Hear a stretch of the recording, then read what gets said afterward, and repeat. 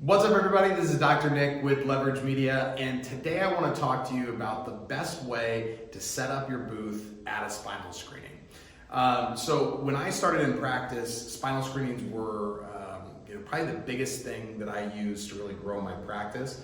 There used to be a lot more events that we used to be able to go to, women's fairs and boat shows and home shows and garden shows.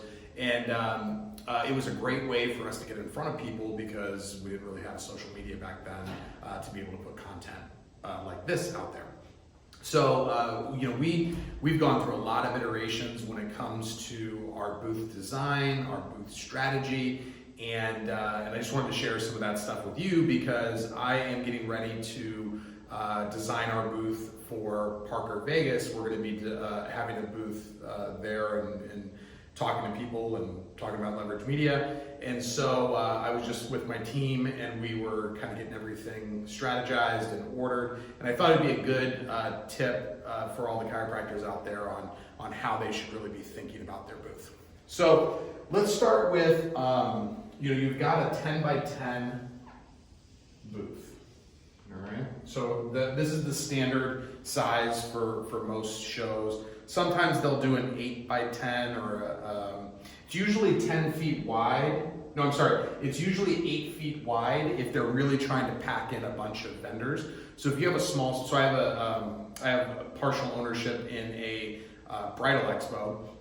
And if we've got a small space and we're trying, let's say for a 10 by 10 booth, we could fit 40 vendors in. And if for some reason we sold 50 booths, we would need to shrink the width of the booth. So most are 10 by 10, some are 8 by 8. So any kind of signage that you do, you want to make sure that it's 8 foot because you don't want to have a 10-foot sign and then show up and it's an 8-foot space.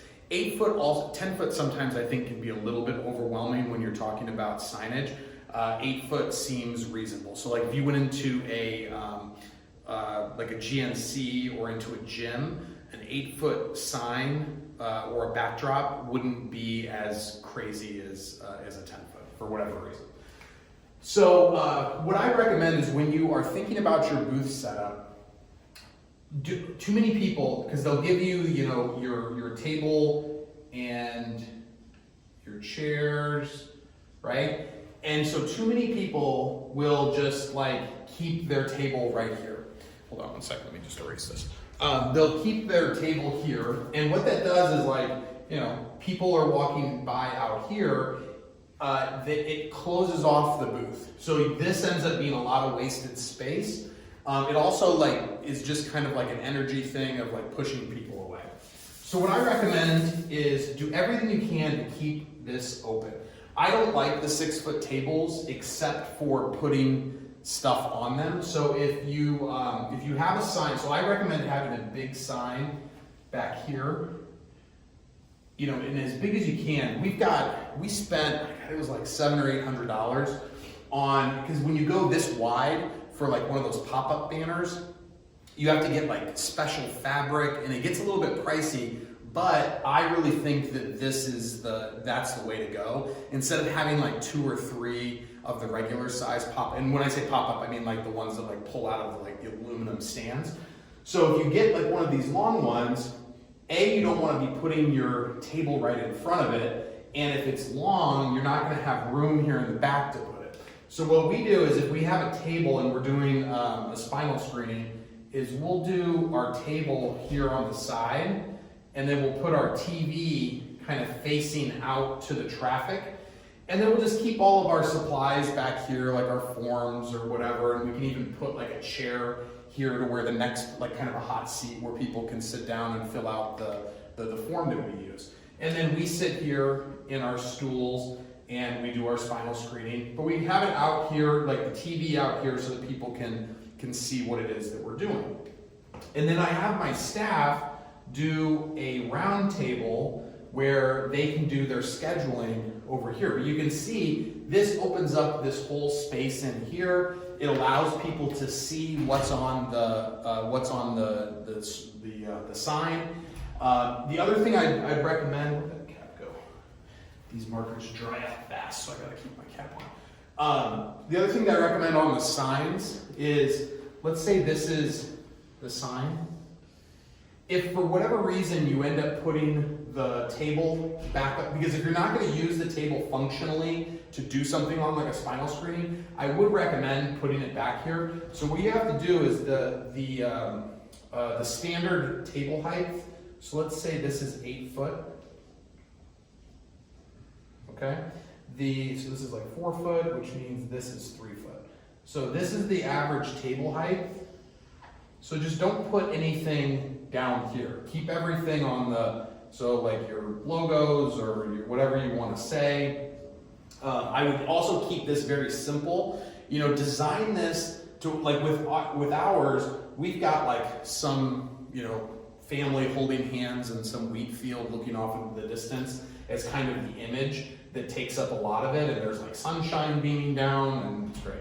But then we have, you know, our logo, and we have what our standard offer is to come into the office. But below this 36 inch line, you can put some things down here if you really want to. I would just recommend nothing important that you want. Like, don't have a list of things that goes all the way to the bottom and it cuts off if you put the table in front of it. So that's just one little tip I've learned about signage.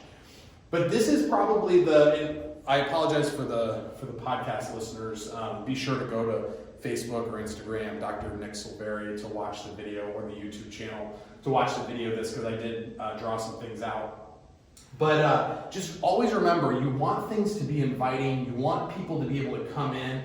You want your staff to not be lingering in here. You want them to be out here. So you want one person who's going to be out in the traffic trying to bring people into the booth. You want to have one scheduler. You want to have somebody screening. And any other staff that you have, I think, is kind of like a bonus. But I wouldn't make this seem too crowded. Make it seem like welcoming. That you're not busy, not too busy to where you couldn't take care of them and see them. So I think that this is a really good setup. So just remember, big signage in the back, really like let people know, make it look professional so that when people because people like to quickly just like walk by and glance, they need to quickly be able to figure out what it is that you're doing, who you are, and you know, what you're doing there. And then have some kind of interactive, whether it's thermal scans, you know, posture screen is a really popular one now with the iPad.